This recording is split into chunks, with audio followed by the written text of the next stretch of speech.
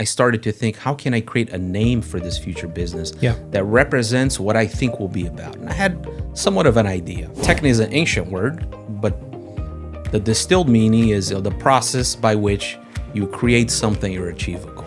And I've always been so focused on the process. I really believe that perhaps has the biggest impact are mixed-use developments. Yeah. We're very passionate about these neighborhoods, particularly in San Diego, but in other areas that developed in California. North Park in San Diego is one of them, but there's many other ones too, where the neighborhood is the attraction. People want to live and work there. Yeah. So creating these mixed-use projects that have residential units at a high density, that have interesting commercial attractions on the bottom, a really great restaurant or a really, really great coffee shop or something to that effect, really make the neighborhood better.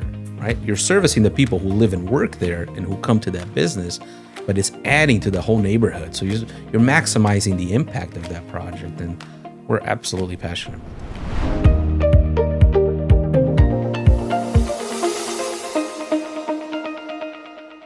Steve Jobs, the legendary CEO of Apple, once had an enlightening realization about the concept of design. He said, "Design is not just what it looks like and feels like. Design is how it works." And indeed, this is very true. Designing something not only means the visual aspects of it, but the practicality of how it's used. And I want to say good day to all of our viewers on California Talk Radio.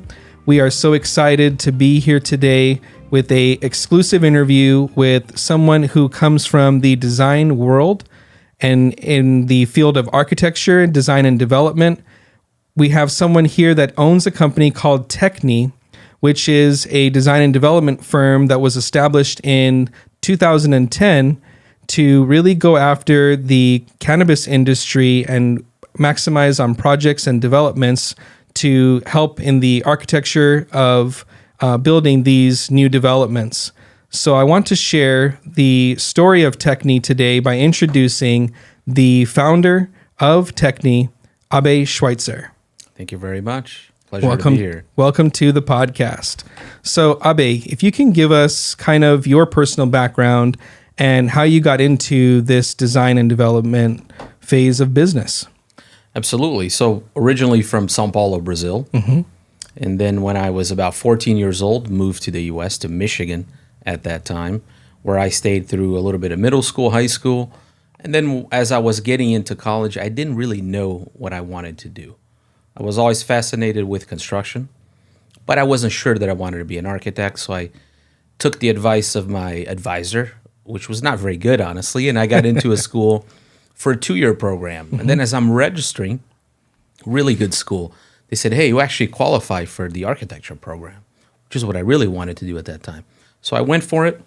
6 years later, after a lot of working through college to pay for that, I finally graduated. And in that last year, I started dating someone who's now my wife, and she had moved out to California meanwhile. And all it took was one trip to San Diego in January, and I said, "This is it," right? It was sunny like today. It was beautiful. It was miserable in Michigan. Right after I graduated, about a week after, I packed my car and moved out, right? From that, I was able to get a job shortly after, worked for 2 firms, 2 really good firms that taught me a lot, for about 3 years. So I got there in 2006. By the end of 2010, I was done with that phase of my experience, and I started my own firm.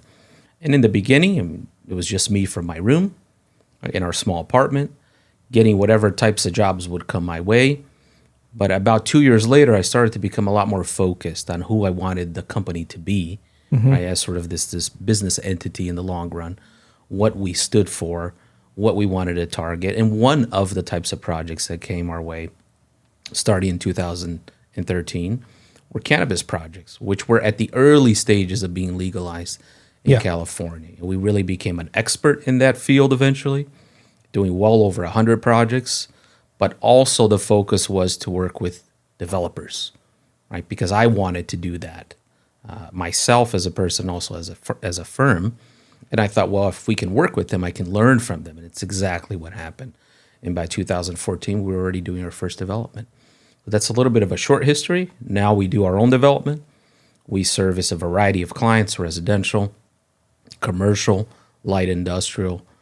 Most of them developers or business owners, and that's created a very sustainable and fruitful sort of relationship between us and our clients, where we know each other, we know what we do well, we focus on projects that are challenging but that have big rewards, and we really have become known for a firm that can take on really challenging projects, do it well, do it predictably, keep the stress level down, and really make it pleasant for the client, when often that's not associated with development. And when you guys are approaching a cannabis design and development project, what is it exactly that you guys are doing for people that aren't familiar with that industry? That's a very good question. So with cannabis, almost every jurisdiction in California, even though they have different rules, but generally speaking, you need some sort of entitlement before you even have the right to apply for the building permit in certain location, right? And that can often be extremely competitive, because let's say a city may allow a maximum of 10, but there may be 150, 200 applicants. We've seen that.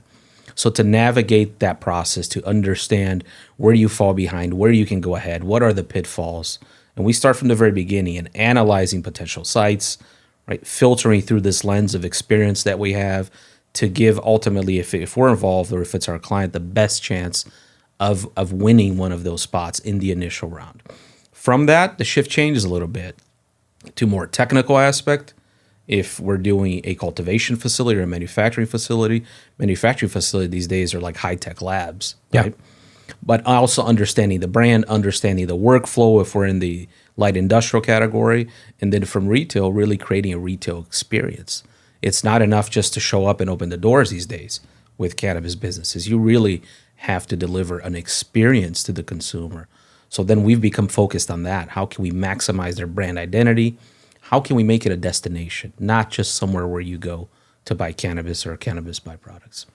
And looking at some of your projects on Instagram, if you looked at the building architecturally, you wouldn't think it's a cannabis retail store. When did you see the design aesthetic change to this more modern, elegant style of architecture? We've always believed in that. And it's not that we believe in modern architecture. I'd label it as contemporary. Yeah. And contemporary being using the materials and techniques that we have available today, maximizing the effect of the environment in a positive way. I'm saying if it's sunny, we should maximize that. If we can have activities outdoors, we should maximize that.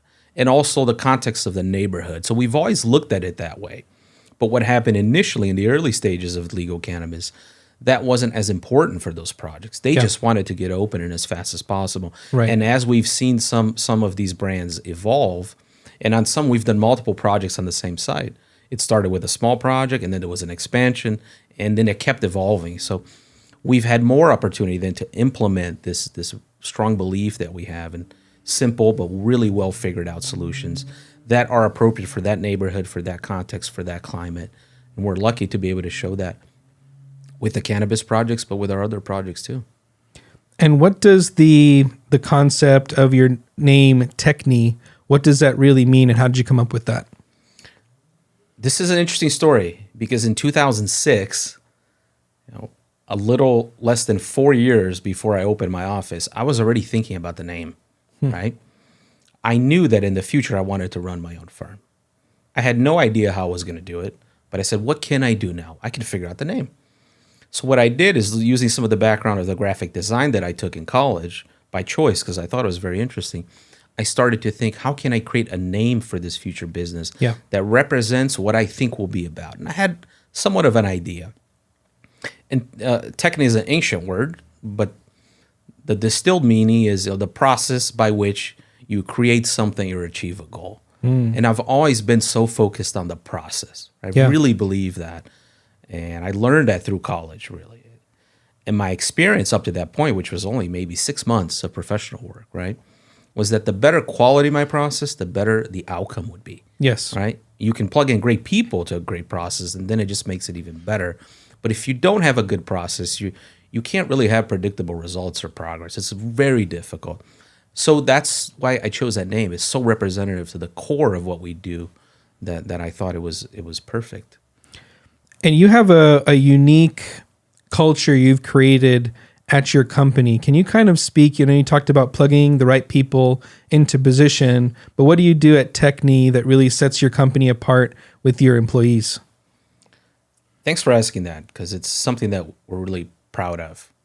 So early on, maybe 2006 or 7, as I started to get some professional experience, I would look at my peers that had been in the industry for 10, 20, 30 years. And as much as I loved them, they were all miserable. They were working 60, 70 hours a week. They were always stressed out. They would rarely take a vacation. And I thought that the future doesn't look very bright for me if I continue down that path, right? Yeah. It's not the quality of life that I want. Yeah. Right? So early on, maybe 2-3 years into my business, I started working with a business coach.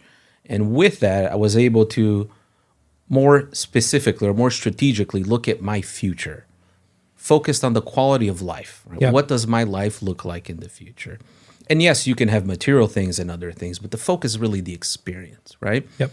And the more that I started to get focused on that, the more I wanted to translate that to my business. I started reducing my hours, right, from 60, 70 hours a week to 30 something now. But then I thought, well, it's not enough just for me. Well, I want this for all the people that I care about, and my staff being so close to me, so dear to me. Yep. That led me to incorporate that into our culture, right? Where we start off with generous vacation, 4 weeks for everybody. We encourage them to take it, as in you can't keep accumulating. After you accumulate 50%, you have to take some. That's just a part of it. We also started sharing when we travel. Where do we go? How does it inspire us to dream build as a team? That's and fantastic. Then in conjunction with that, we started building in these really fun rewards, right? Where if we achieved our company goals, we would have small rewards along the way, which not only were enjoyable, but help with team building. And now we have a team building event every month. And that led to international trips, to a bunch of other things that not only inspire me and I love, but the staff loves. It unites us to a goal. There's a real reward at the goal, right? Is it something to work at a company and help the company achieve the goal? Sure. But ultimately, people want to know what's in it for me. Yep. And that's very fair. Yeah. So we didn't want to not just exclude it, we wanted to make that an integral part. How can we make this journey really pleasant, really exciting for everybody that's involved? And apart from that, we're very disciplined at doing the work while we're in the office and being efficient, being system driven, so that when 6 o'clock comes most of our days, we're done. We're not checking emails. I'm not expecting that from anybody, right? Clients don't call because they've been well trained up to this point to know that we're very, very structured and we're very efficient and we're very productive. But we don't spread that out so it takes over our lives. So when we leave the office, we're focused on our quality of lives and our relaxation or whatever it is that somebody wants to do. I like that you guys are really approaching it that way. You don't see a lot of companies approach things from an employee standpoint to really understand what the employee experience is going to be. And so I think what you're doing is you're allowing your corporate environment to almost generate this place where people really want to come and work. And you're allowing them to not only enjoy their work life, but enjoy their personal life as well. I think also when you're setting the targets with your clients that they know not to call you after 6 o'clock, yes. I think that's important as well, because the more that if you respond to them 24 hours a day, they will reach out to you 24 hours a day. Absolutely. And I think it's good that you're setting that expectation with your clients to create the life that you want. And so it's almost you're creating the life that you want by design, not by default. Absolutely.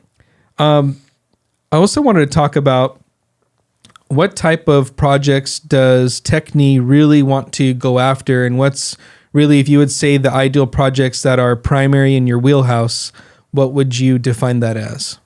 That's a very good question. And I would put it into two categories. Let's start with one that's maybe I'm more passionate about, and the other one that from a development standpoint I think makes more sense and we're also very passionate about. We have a history of designing really beautiful homes. Mm-hmm. And particularly in San Diego, where you have so many amazing neighborhoods with views, with a lot of character, it gives you a pretty good base, a pretty good canvas to start to create something awesome. And we'd like to continue doing that. Not just very high end, which there's a lot of in California, but market rate as well. We think there's a lot of opportunity to bring to the market a product that is just above, way above what the average is. And often you just get the average because consumers may not be very experienced in knowing what they can get. And the architects just get lazy, Yeah. right? They're in a rush. They don't have good systems. They don't have a structured design process. And we can bring all that and make the project work, make the project on time and on budget. The other one, which perhaps has the biggest impact, are mixed-use developments. Yeah. Right? We're very passionate about these neighborhoods, particularly in San Diego, but in other areas that developed in California. North Park in San Diego is one of them, but there's many other ones too, where the neighborhood is the attraction. People want to live and work there.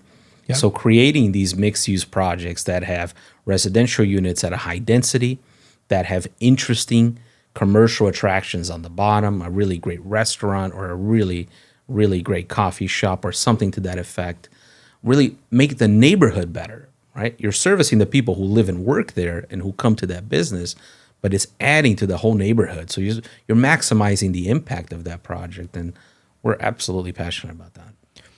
And so I imagine you've seen a lot of growth in that multi-use type of properties. I know even Costco is getting into building a Costco store on the bottom and then residential units on the top. How have you seen the kind of mixture of that in your business? What percentage do you think you're doing more of those mixed use developments now versus other projects?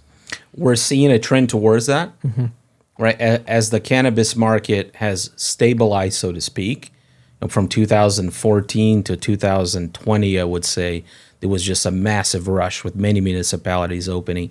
Now the businesses are more mature, they're more stabilized. So we see that. But now our focus has shifted towards developers and development projects, these being the main ones. And more specifically, we see a lot of opportunity for repurposing buildings. We have somewhat of a glut of office buildings on the market, and there is no projection, no reasonable projection that people will ever go back to that, to the levels that they were pre-pandemic, right? Yep. They're underutilized as designed, and they will continue to be that way. So we're seeing ourselves and a lot of our developer clients focusing to see, well, how can we convert those buildings. We're also seeing cities relax their regulations or make them more targeted for higher density. That a lot of that comes down from the state legislators to local municipalities, and I think it's fantastic. So that has created not just more opportunity, right? But I think the market conditions are right.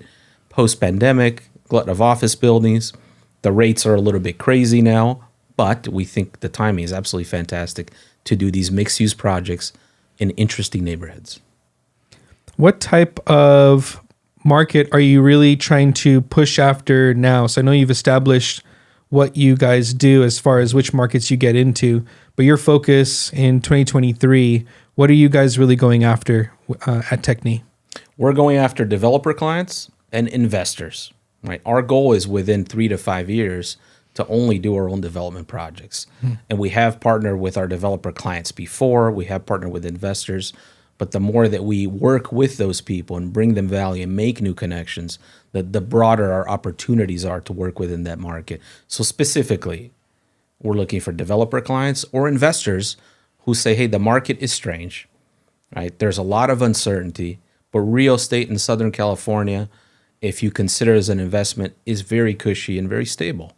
If you do it right, if you don't overextend. So we're seeing a lot of investors that want to get into that market, but they don't know what to do. They don't even know how to play the client role, right? They just have money and they're curious. And we have had a history of dealing with people like that, where we can take them step by step, connect them to other professionals in areas that we may not be experts at, lending, so forth, right? And bring that whole team together so that in their first, second, third, fourth experience, it can be predictable. They're not just diving in blind and hoping that it works out. And I think that's really key, is you're looking for individuals that have the money to invest. I know right now lending requirements have gotten a lot more stringent. Yes. Because of where rates are at. So money has become more expensive to borrow. So leveraging cash that maybe people have in other investments or things that they can actually leverage now to really get a big gain on the backside of this type of development deals is going to be really key. And how are you seeing the kind of lending environment affect how you guys fund projects? Well, someone told me this some time ago, and it seems to ring true every time there's uncertainty, right? somebody's still making money. Absolutely.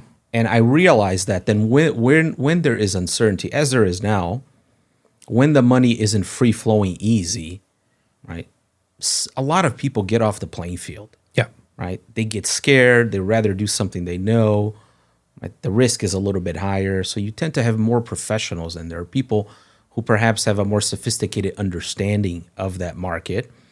So I haven't seen it be a deterrent at all. I've seen the profile of the developer or potential investor change. Yeah. And I think become more elevated in a way, a little higher knowledge or skill level, right? But the number of development projects and inquiries and feasibility studies that we're doing now doesn't even compare. It's much greater than our whole 12-year history. Just so you have an idea, and the listeners, we think the opportunity now is absolutely unique. Yeah. And I think that's huge because you're approaching it from the perspective of knowing that right now is a great opportunity. Yes. And it's also good for the viewers to understand what is the timeline that, let's say your typical development project, right? Let's say middle scale size wise, from the time that you start approaching it from dirt to completed and going through the entitlement process, what is the usual timeline that a project will take? That's a good question, but let me step back a little bit. There's often this understanding by a lot of want-to-be developers or investors that are curious that everything has to go through an entitlement process. That's actually often not the case. But knowing where to look, how to understand the zoning regulations, where to target, has obviously plays a big role. So let's say, hypothetically, a 12-unit mixed-use building, a 12-unit apartment building with commercial, right? You could get a building permit in San Diego as long as they're apartments, not condos, and that's important to know too as you're getting into it. You could get a building permit in 6 months. If you want to try to get it entitled, let's say another jurisdiction that would require that, you're taking at least 12 months to do that entitlement, and that entitlement is all additional cost that you will have to pay versus if you do somewhere that only needs a building permit. And for a project like that, that could easily be $250,000 in entitlement costs. So knowing where to put your project, how to understand the regulations, how to digest that timeline and see where are we now in risk and cost of money and market value, where is it going to be 2-3 years down the line? So the difference between a short timeline for a project like that could be 12 to 18 months. A project that needs entitlements, depending on if you get appealed, depending on how complex it is, depending on if you have opposition, could easily extend to 3 years. So it's a different calculation. They can both be worth it, but understanding the differences between them and what risk a sophisticated developer investor wants to take and what's the upside, and then determining what project type you want to do is precisely the type of things that we help with. And what you guys are providing is really a turnkey solution. So someone can come in, an investor that doesn't necessarily have a background in this, but has a desire to do a development project, and your company can help them go through all the phases of getting a project completed. What do you think sets your company apart from other firms that do a similar type of service? Now, it's unique in the sense that we are developers as well. And most often, if you go to a design or architecture firm, all they do is provide that service. Not all they do, that's very valuable, but the scope of their work stops there. Yeah. Because we do our own development, right? Our view is a lot broader. We look at it from a developer standpoint. When we are designing, when we get to that stage, we have a broader range of issues that we're considering when we make each decision. And that ultimately helps the projects be more successful, more on time, right? Then there's a portion of how we do things different in the firm.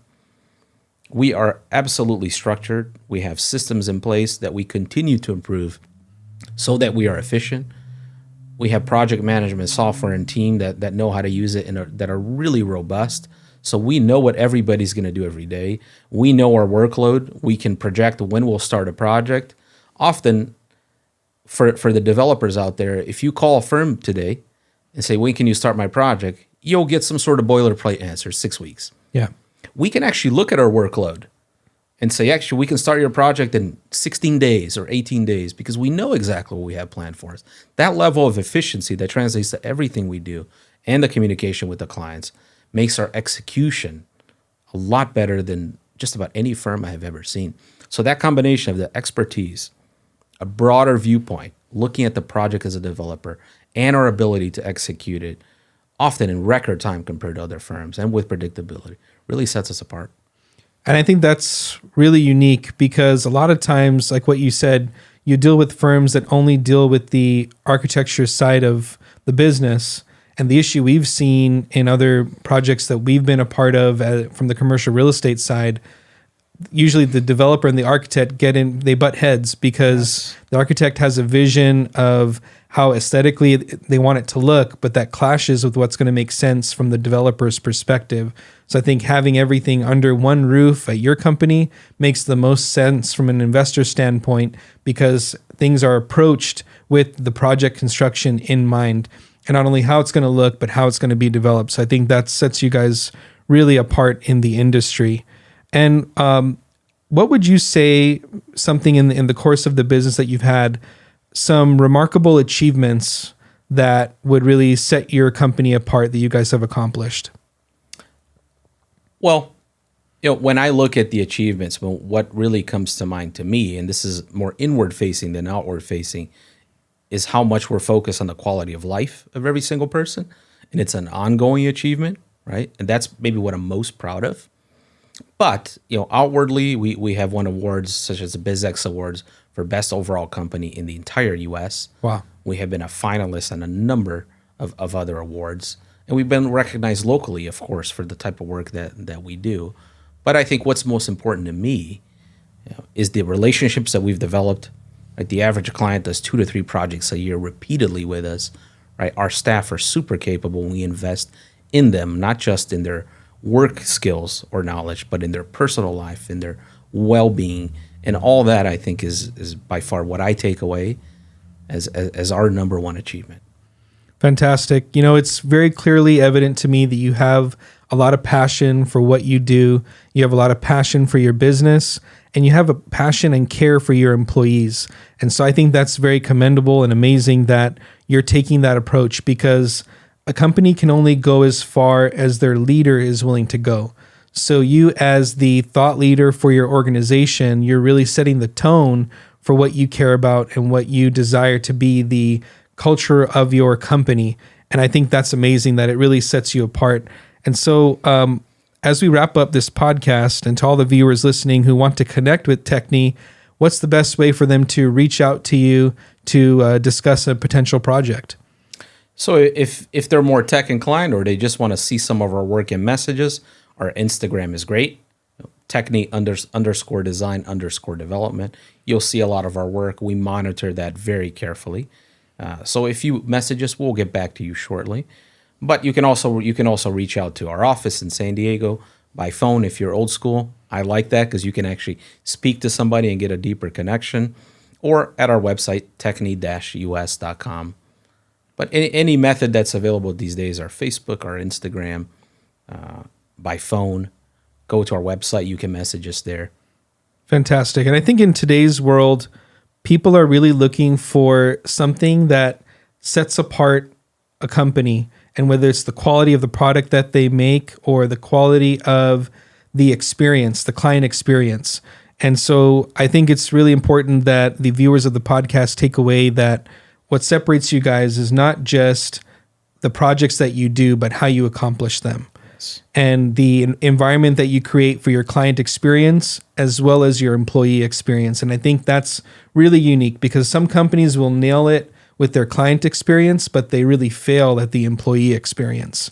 Right now, we're getting through this phase of what they call the Great Resignation, where you have a lot of people resigning from their positions because they're looking for companies that will treat them more as a human being and more as a complete and total human, not just from a work standpoint. And I really feel you've created an amazing environment, and the project that you guys do, it really embodies yourself as a company, but also embodies who you are as a person. So thank you. Appreciate you. Thank you for being on the podcast. Guys, check out Techni on all platforms, and stay tuned for more episodes featuring Abhay Schweitzer coming soon. Fantastic. Thank you very much. All right.